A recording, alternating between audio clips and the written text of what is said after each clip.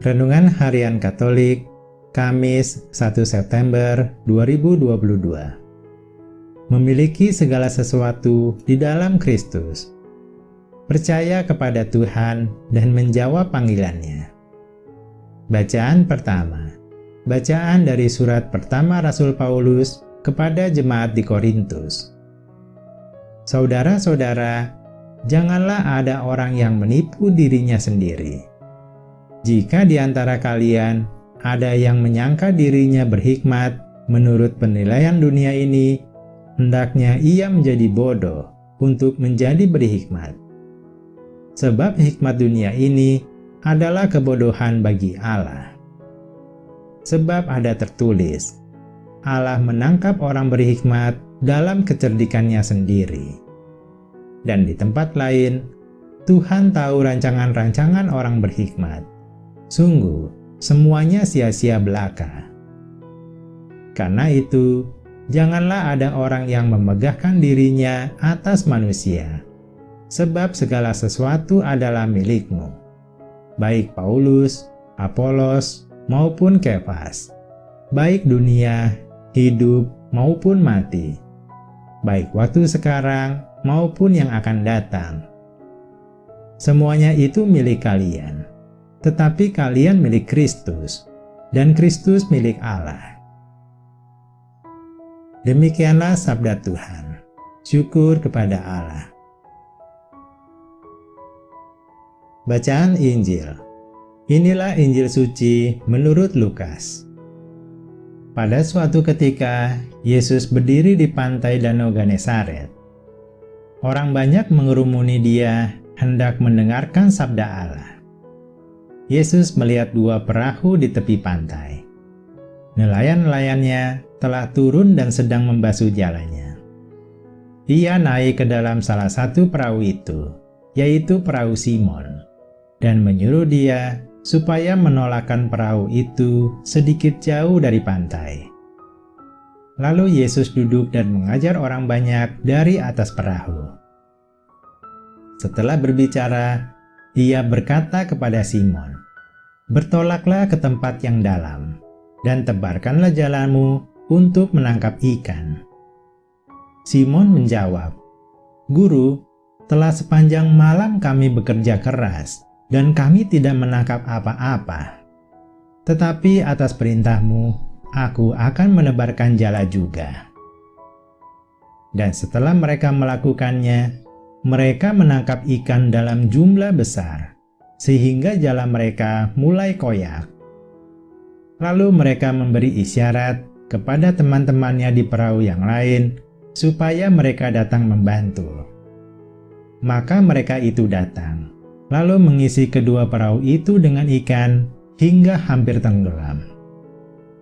Melihat hal itu, Simon tersungkur di depan Yesus dan berkata, "Tuhan, tinggalkanlah aku, karena aku ini orang berdosa." Sebab Simon dan teman-temannya takjub, karena banyaknya ikan yang mereka tangkap. Demikian juga Yakobus dan Yohanes, anak-anak Zebedeus, yang menjadi teman Simon. Lalu Yesus berkata kepada Simon, "Jangan takut, mulai sekarang engkau akan menjala manusia." Dan sesudah mereka menghela perahu-perahunya ke darat, mereka pun meninggalkan segala sesuatu, lalu mengikuti Yesus. Demikianlah sabda Tuhan. Terpujilah Kristus.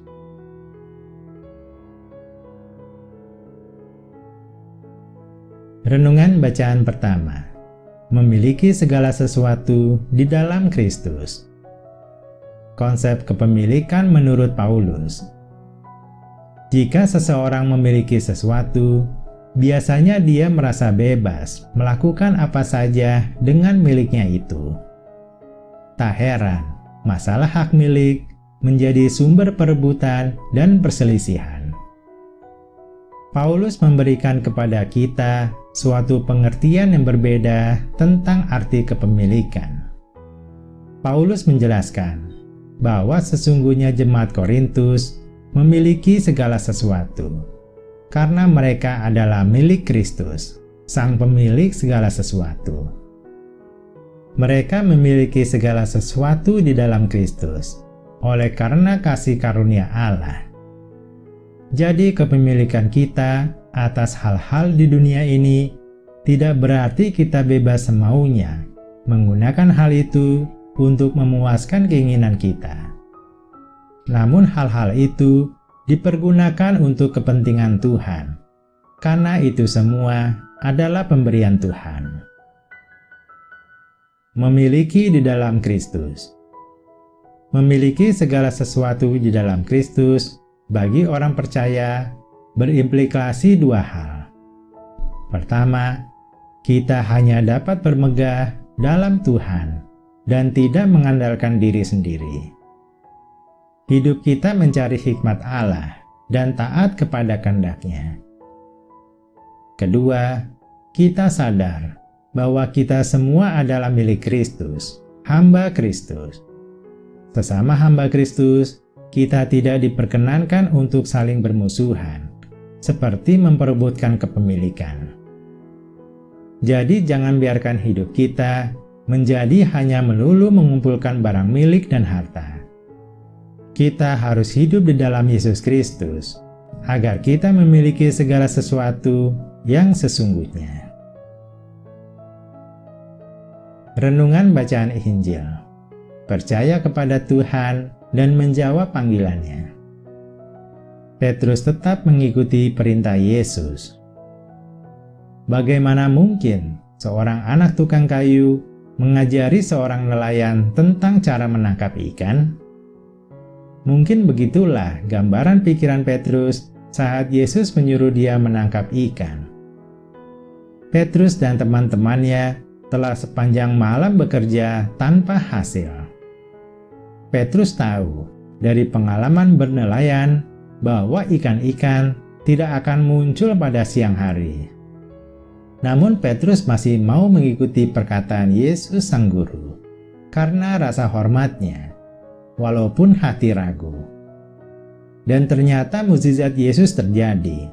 Ikan yang ditangkap begitu banyak, sehingga hampir menenggelamkan dua perahu mereka. Tetap percaya dan mengikuti firman Tuhan. Apakah kita masih bersifat ngeyel ketika Tuhan memberikan jawaban atas permasalahan hidup?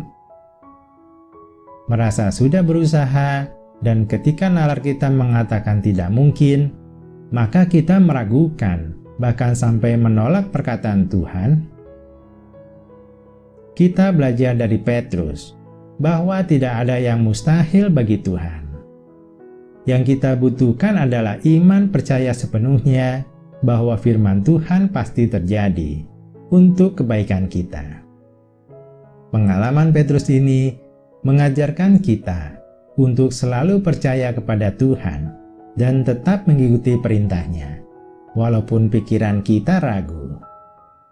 Tuhan selalu merencanakan yang terbaik untuk kita, walau caranya kita belum memahaminya. Menjawab panggilan Tuhan. Berhadapan dengan Yesus dan mengalami kuasa-Nya membuat Petrus menyadari keberadaan dirinya yang berdosa. Suatu sikap yang Yesus inginkan ada dalam diri orang yang akan dipanggil menjadi hamba-Nya. Sejak saat itu, Petrus dan teman-temannya berubah dari penjala ikan menjadi penjala manusia. Tanpa ragu, mereka meninggalkan segala sesuatu untuk mengikuti Yesus. Kita pun juga dipanggil Tuhan untuk menjadi penjala manusia, yaitu mencari jiwa-jiwa untuk kembali dan percaya kepada Tuhan.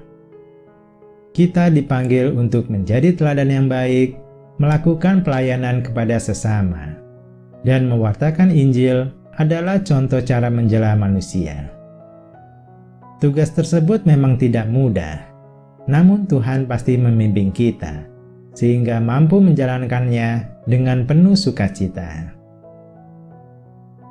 Marilah kita berdoa. Ya Tuhan, terima kasih atas segala anugerah-Mu kepada kami. Sebagai ungkapan syukur, kami mau menjawab panggilan-Mu untuk menjadi penjala manusia dan menjadi saksi-Mu. Kami percaya Engkau pasti membimbing kami sehingga kami mampu menjalankannya dengan baik dan penuh sukacita. Amin.